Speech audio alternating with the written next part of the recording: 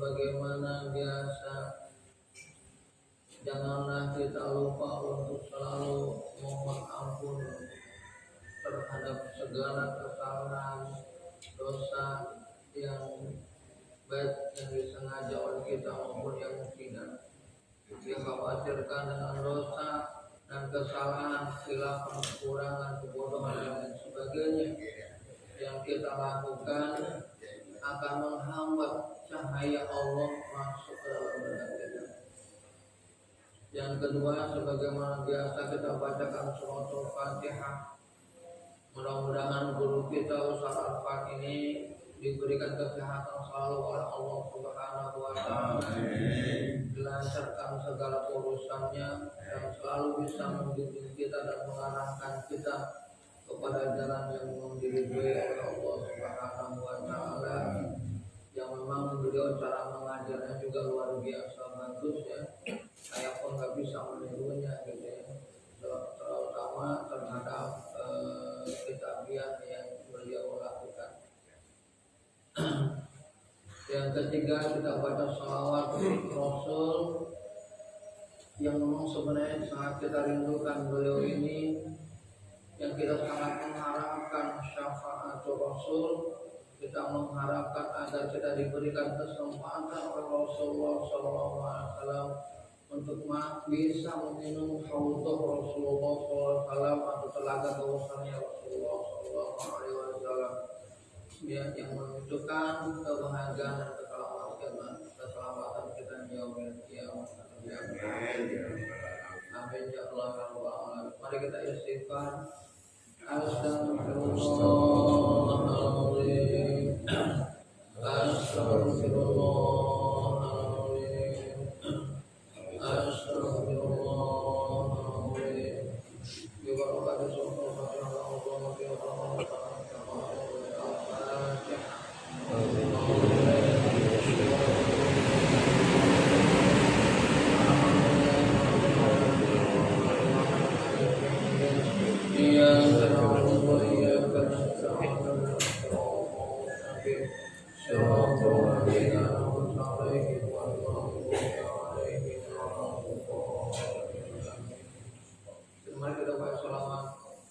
Allahumma salli ala sayyidina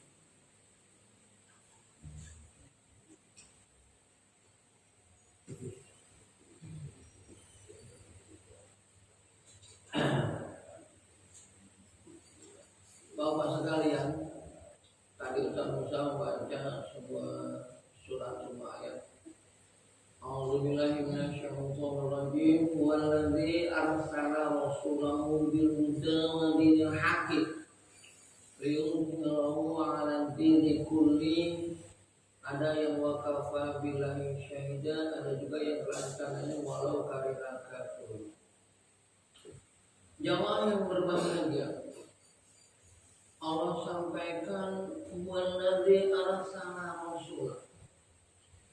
Dialah Allah yang telah mengutus Rasulnya. Arsala rasulah, dia yang telah mengutus Allah. Jadi jamaah yang berbahagia, Allah yang mengutus Rasul itu. Kenapa Allah sampaikan bahwa Dia yang mengutus Rasul? Yang pertama, agar ketika kita beragama itu menghunjam ke dalam dada kita. Agama ini tidak bisa disepelekan. Agama ini tidak bisa dimain-mainkan. Agama ini bahkan harus melekat kuat ke dalam dada kita. Jadi jangan sampai kita ini hidup tidak berdasarkan landasan. Hati kita ini seakan-akan tidak mengerti bahwa al-haqqu min rabbika, bahwa kebenaran yang benar sebenar-benarnya itu adalah yang dari Allah. Yang benar sebenar-benarnya adalah yang dari Allah Subhanahu wa ta'ala. Yang dari manusia itu jamaah, walaupun kayanya benar, bahkan jamaah, manusia itu bisa membuat kebohongan menjadi sebuah kebenaran. Itu manusia. Itu sifat manusia. Bohong dia. Dibuat argumentasi sedemikian rupa, dibuat cerita yang terus-menerus bisa menjadi kebenaran.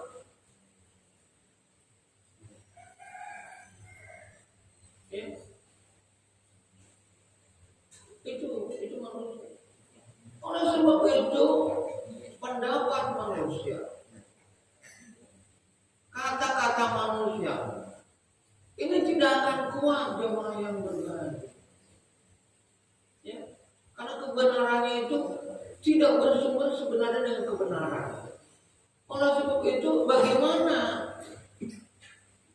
hati kita ini terwarnai oleh agama? Kenapa jamaah hati kita harus terwarnai oleh agama? Terus terang aja jamaah yang berbahagia, kata Rasulullah SAW, ala inna fil jasadi mudghah. Idza saluhat sa'iru amalihi wa idza fasada sa'iru amalihi ala wa hiya qalb. Ingatlah di dalam manusia itu ada segumpal darah. Jika gumpalan darah itu baik, maka baik seluruh amal. Jika gumpalan darah itu buruk, maka buruk seluruh amal. Ala wahya qalb. Ingatlah itu adalah hati kita. Jadi manusia itu bagaimana hatinya. Oleh sebab itu hati itu harus dikelola oleh kita jamaah. Bagaimana hati kita itu tidak menjadi buruk. Bagaimana hati kita itu selalu baik. Memang tidak mudah jamaah membuat hati kita baik.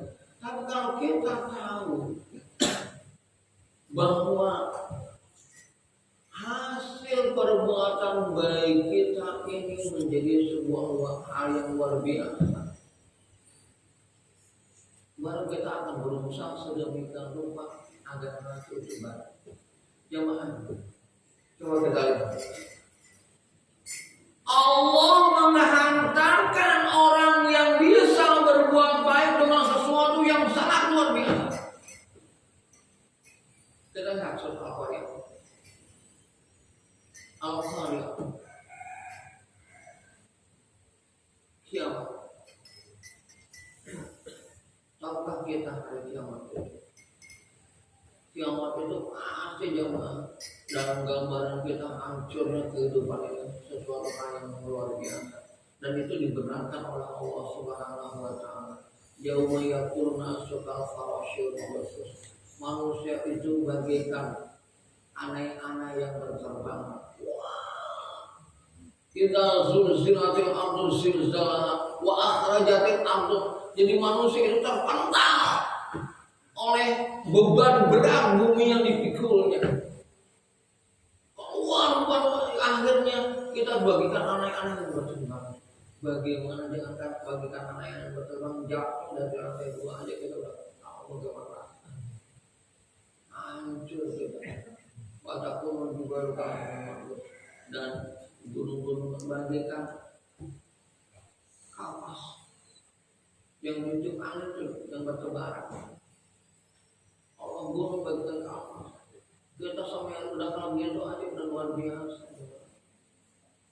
Bagaimana kita kena laharnya, gunung-gunung kan itu gunung-gunung.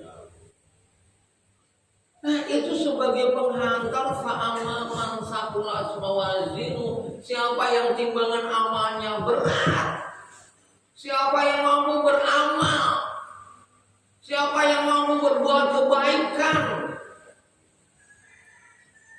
Jadi luar biasa. Bisa berbuat kebaikan itu luar biasa. Oleh sebab itu kita harus pikirkan bagaimana kita bisa berbuat kebaikan. Bahkan kalau bisa hal-hal yang buruk bisa menjadi sebuah kebaikan. Yang kata orang lain ini akan mengakibatkan keburukan, ternyata kita mampu membalikkan itu menjadi sebuah keburukan. Contohnya menghadapi orang mabuk, ternyata orang mabuk itu akhirnya sadar di atas kita. Oleh disebabkan kita. Orang yang mulutnya sedikit nyelekit,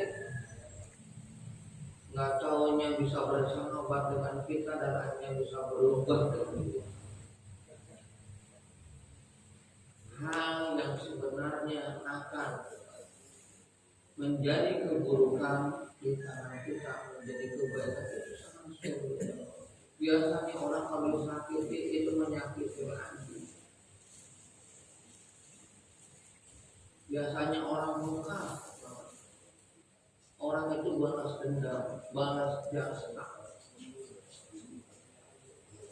Orang itu bersifat membalas. Dia baik, dia juga bisa baik. Dia jahat, gue juga bisa jahat. Tapi orang yang diharapkan oleh Allah tidak seperti itu. Kayak sambil juga orang muka. Tapi manfaat rahimah. Bagaimana ketika orang akan memutuskan silaturahmi, orang akan memutuskan hubungan dengan kita, orang akan memutuskan hidayah kita, orang akan memutuskan hidayah dengan orang lain, kita mampu mencukupinya. Jadi tidak cukup berhenti di muka, kita membalas. Tidak cukup itu juga. Bagaimana Allah inginkan hati kita ini lurus seluruh-seluruhnya, bahwa Allah akan membalas apa yang kita lakukan. Semakin berat perjuangan yang kita lakukan, semakin banyak pahala yang kita mampu kumpulkan. Nah ini kan berarti manusia prima. Bahasa Islamnya ini insanul kamil, manusia yang luar biasa. Dan jadilah kita orang-orang manusia luar biasa. Kenapa? Karena memang tugas kita hidup ini adalah memang menjadi wakil Allah Subhanahu wa taala atau disebut khalifah. Kita ini wakil dari Allah Subhanahu wa taala. Dan jemaah yang berbahagia, itu yang pertama. Kenapa Allah menyatakan bahwa Allah lah yang mengutus? Yang kedua, agar kita bisa mengikuti Rasul, agar kita bisa mengikuti agama, agar kita bisa bernizamkan agama. Kita mengikuti orang benar, tapi mengikuti ketentuan yang dibuat oleh manusia gampang. Taat kepada peraturan pemerintah gampang. Taat kepada pemerintah gampang. Tapi taat atas dasar ketentuan Allah itu yang benar. Jadi pengikut Nabi Musa alaihissalam, yang Nabi Musa itu orang yang bahasa mudahnya ini orang yang kagak ngerti. Diurus oleh Firaun malah ngelawan Firaun.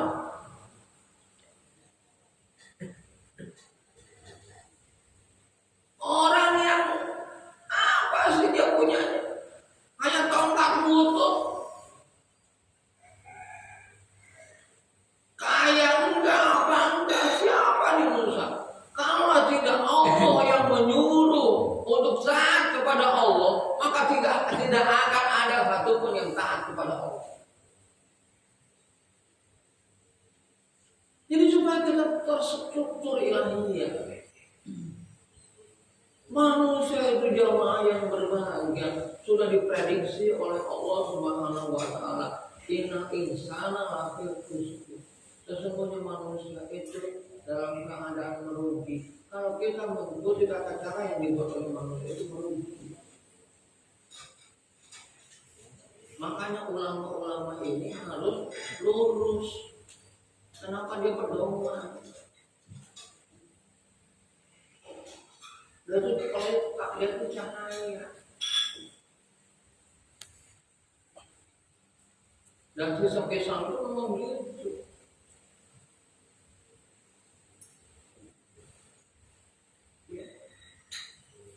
Sebenarnya kalau kita mengkaji di semester itu luar biasa. Cuma yang percaya kepada kisah-kisah siapa? Kata Al-Quran begini kita ikut begono, walaupun yang begono itu salah. Cuma kan dianjurkan oleh pemerintah. Kita ngikutin gampang. Firaun juga kan pemerintah yang pemerintah itu Firaun. Oh yang pemerintah siapa? Bukan Firaun. Penguasa itu siapa? Tapi umat Islam tidak boleh mengikuti. La ta'ata fi ma'siyati khalq. Tidak ada ketaatan dalam maksiat kepada Allah. Kita pikir ini maksiat tidak kepada Allah. Ini merugikan orang banyak tidak. Ini zalim apa tidak. Kita tertutup mata kita terhadap kezaliman. Kita tertutup mata kita terhadap kebohongan. Ngikutin aja. Kita baru anadina subiyong anadina cabang warahul azab atau kata dia mengikuti membabi buta seperti itu, dia akan tahu rasanya bagaimana kehendak Allah Subhanahu wa taala. Enggak boleh umat Islam mengikuti kesalahan, kebatilan, kezaliman, dosa. Makanya ulama-ulama banyak yang dipenjara mati. Ulama-ulama enggak banyak yang dipenjara mati. Banyak yang penjara. Kita baca sejarah kali kamu. Ulama-ulama banyak yang dapat di penjara. Banyak mereka yang dapat di penjara. Kenapa? Dia tidak mau bersekongkol dengan kebohongan. Dia tidak mau bersekongkol dengan kezaliman. Dia tidak mau bersekongkol dengan dosa. Umat juga begitu. Itu sudah umat Islam. Jangan mau kita harus cerdas.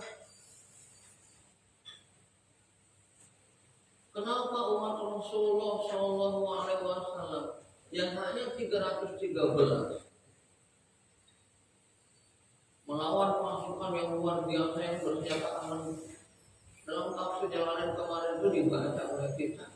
Dalam 313 itu hanya punya kuda 2, baju perang hanya 8, pedang hanya 8, baju perang hanya 6. Coba bayangkan, selainnya tangan kosong, tidak punya apa-apa, berjalan kaki. Udah 2. Pasukan mereka semuanya berkuda, semuanya bersenjata, semuanya menggunakan pakaian perang. Tapi kenapa Allah menangkan yang 313? Karena ini sebuah kebenaran bahwa agama Allah tidak akan pernah kalah. Jadi kalau agama Allah dizalimi, ada yang salah terhadap ketaatan kita kepada Allah. Mungkin kita tidak murni lagi taat kita kepada Allah. Kita gampang dibohongi dan mata kita gampang bohong. Coba kita lihat kita kalau terlalu kayaknya langsung dari jauh. Kadang kita terlalu sering nggak pernah nyatu. Sampai kita masukkan air yang lurus menjadi bengkok, itu mata kita mudah tertipu. Dan kadang-kadang kita kalau belanja juga senang ditipu. Ini mulai nggak bisa sesuai dengan harganya. Oh ini kualitasnya apa? Oh luar biasa. Nanti kita beli. Bagian penjual apa adanya kita nggak tertarik. Nanti kita pas nyampe rumah waduh buah itu asam banget dan sebagainya. Baru kita kecewa. Jadi kadang-kadang kita mudah tertipu. Ya oleh sebab itu perlu ketergantungan kita kepada Allah Bos. Jadi agar kita ini bisa mengikuti agama Allah. Karena jemaah yang berbahagia, orang akan berpikir, katanya agama Allah rahmatan lil alamin. Ini kok negara malah kacau begini. Katanya agama Allah perlu keberkahan. Iya, agama Allah perlu keberkahan. Ketaatan kitanya yang kepada Allah yang kurang. Kita taat kepada seseorang tidak berdasarkan perintahmu, tapi kepada ketentuan manusia, kepada sistem yang sudah dibuat. Ya akhirnya repot kita. Akhirnya ketika ulama berkata, dan sekarang ulama bukan jadi cahaya. Nah kadang-kadang ngeri juga jadi ulama itu jamaah yang berbahaya. Menjadi ulama itu luar biasa bahaya. Kalau dia nggak mau bisa bawa diri, karena dia panutan. Ya, karena dia apa ya? Kalau perintah itu cahaya gitu, ya, dan sebagainya. Cahaya kan nggak perlu redup jawab, akan terjadi kegelapan, ya, dan sebagainya. Ya jamaah yang berbahagia, jadi Rasul Allah itu jamaah itu Allah yang mengutus. Itu harus terus berjalan-jalan. Walaupun khatamun nabiyyin wal mursalin, Nabi Muhammad itu sebagai penutup nabi dan rasul, kan ada terus pembawaan. Agama Allah nggak pernah hilang. Ketika manusia tidak mudah. Sekarang gini jamaah yang berbahaya. Ketika orang kebanjiran, ketika orang gempa dan lain sebagainya, banyak yang yakin bahwa insya Allah rumah Allah tidak akan terkena oleh semua itu. Dia lari ke rumah Allah, ke masjid. Yang aneh ketika masjid diatur, padahal aturan masjid sudah ada bahwa sholat di masjid itu harus sesuai dengan ketentuan Allah, kita sulit untuk menjalankan. Sahabat Allah diluruskan dan dirapatkan kita negara juga. Akhirnya apa jamaah? Ya gitu. Corona ini nggak akan pernah selesai. Corona nggak akan pernah selesai. Kenapa? Karena kita dapat informasi terus dari sana.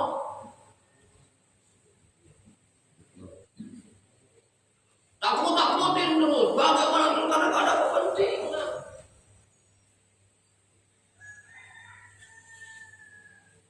Kita melihat manusia terlalu polos. Dia tidak mengerti manusia sebenarnya menurut Allah. Manusia menurut Allah juga gitu. Innal ladzina kafaru ba'dhum awliya illa taf'alu takun fitnatun fil ardi wa fasadun. Kalau saja sudah terjadi orang kafir bekerja sama dengan mereka dan kamu tidak mau memperhatikan agama Allah, akan terjadi kerusakan di kamu dan akan terjadi fitnah di mana.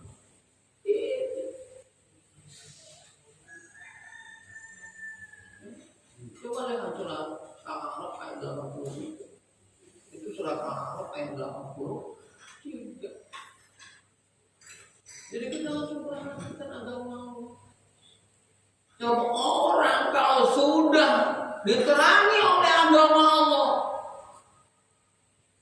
melihat apapun kecil zaman, melihat harta yang banyak kecil, melihat kedudukan kecil, dia yang takutnya adalah redupnya cahaya Allah di dada-dada. Redupnya cahaya Allah di dada-dada. Karena ini yang akan menyelamatkan dia. Ada masalah hidup manusia ini kalau dihitung dengan waktu akhirat, kita itu hidup cuma 1,5 jam aja. Prediksinya orang satu hari di akhirat 1000 tahun di dunia, hidup kita sebentar. Hidup kita cuma 1,5 jam. Kehidupan kita di akhirat, sedangkan nanti itu abadi. Dan tubuh ini hanya ujian. Kalau kita mengikuti tubuh, ibunya makan enak. Saya pernah karena kaum itu suka diskusi dengan agama dengan suatu saat mungkin dia ingin menyenangkan, masuk neraka kita makan dulu, masuk di restoran. Ternyata yang luar biasa gitu. Saya makan juga nikmat banget. Lumayan kaget itu pembayar. Saya bilang gini, Mas Tommy, andaikan saja kita mampu makan sederhana dan yang selebihnya itu kita infakkan, kita sedekah, ini akan lebih berguna bagi kita. Gitu. Maksudnya tadi kan kalau saya cuma makan masuk utang aja, mau nggak ada yang apa-apa. Saya kan ada yang nonton, saya nggak ada yang apa-apa. Alhamdulillah Allah berikan syarat seperti itu. Kenapa juga kita tak tahu? Dengan saya makan apa juga sama. Saya ingin juga enaknya makan ini, enaknya makan itu sama. Tapi kalau Allah sudah menentukan kan susah. Ketika kita coba makan yang bukannya enak, ya muntah dan sebagainya, kita nggak bisa. Ya. Tapi bukan itu yang itu. Walaupun saya doyan juga, saya akan berusaha untuk ya kalau makan aja nih. 20.000 atau 30.000 juga, ya Allah. Biasa mengikuti saya suka berkata kepada diri saya, bukan apa-apa, karena saya makan uang siapa ini? Nah bagaimana caranya? Kadang-kadang seperti itu.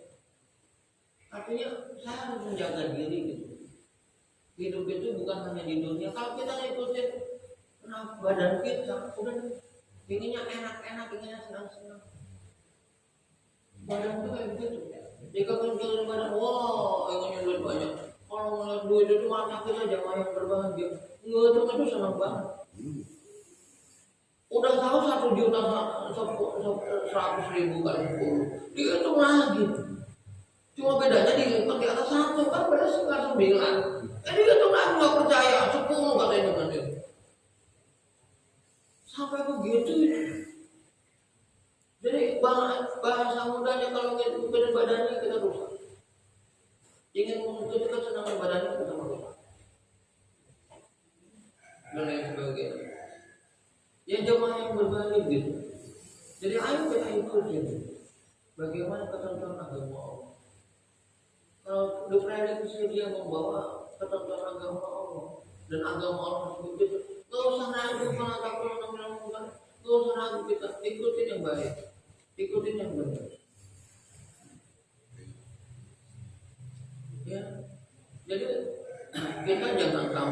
sudah baca tertipu.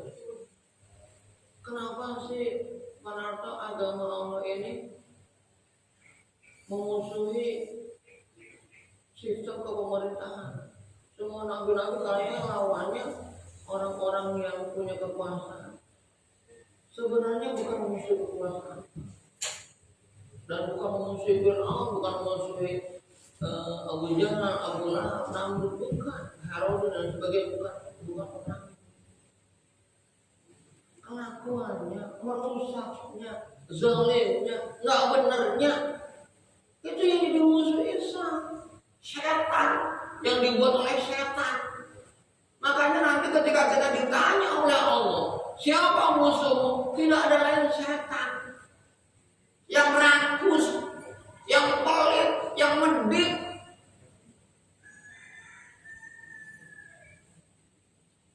Rakus banget.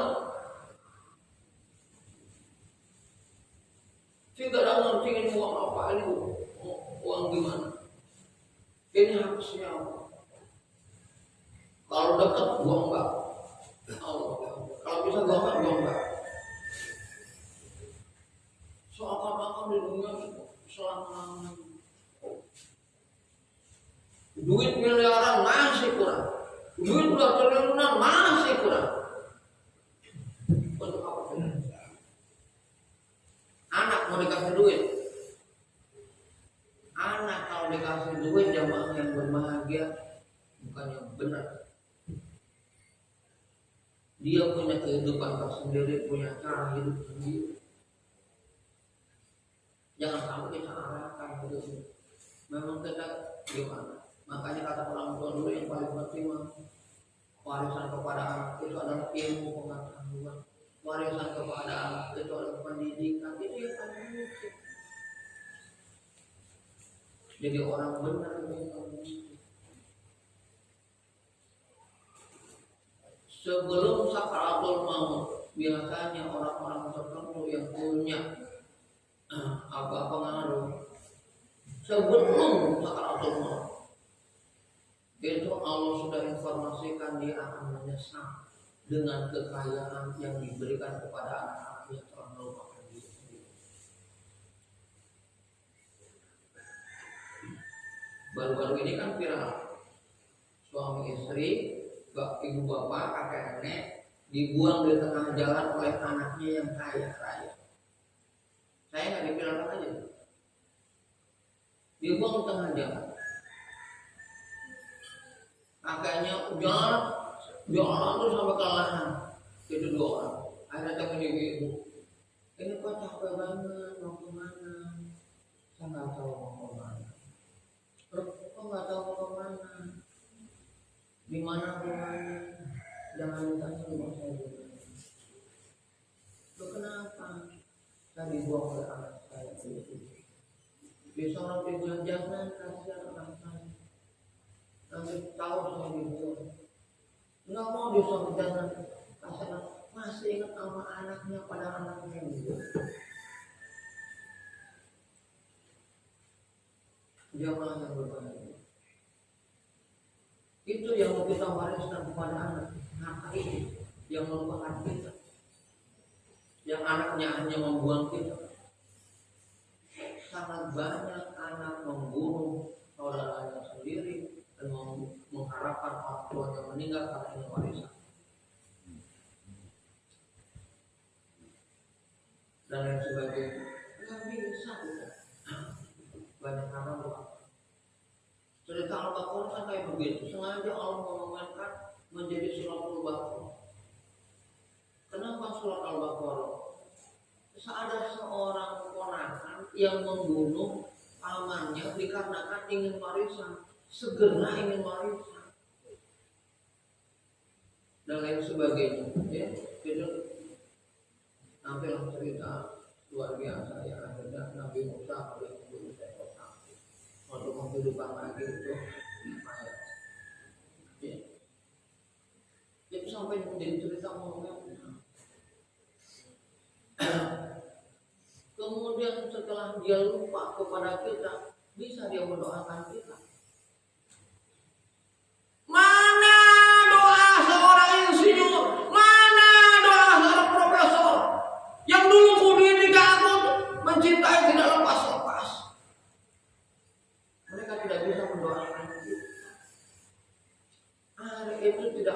lahir. Kalau anak soleh itu bagikan aja menanti. Tidak putus-putusnya pahala. Kalau anak yang sama,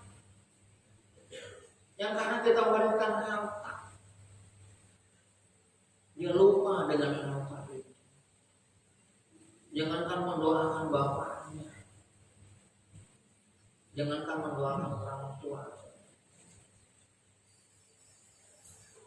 Jamaah hidup kita sekarang ini sebentar lagi juga ada di cerita. Sekarang kita ngaji, kenyataan kita ngaji. Keluar dari pengajian ini sudah jadi cerita bahwa tadi kita ngaji. Udah jadi cerita. Tadi saya ngaji, sudah jadi cerita. Tadi saya ngaji, sudah jadi cerita. Akhirnya kita dipanggil oleh Allah. Semuanya cerita, cerita bohong, cerita amburadul semua. Apa nggak takut ya kan?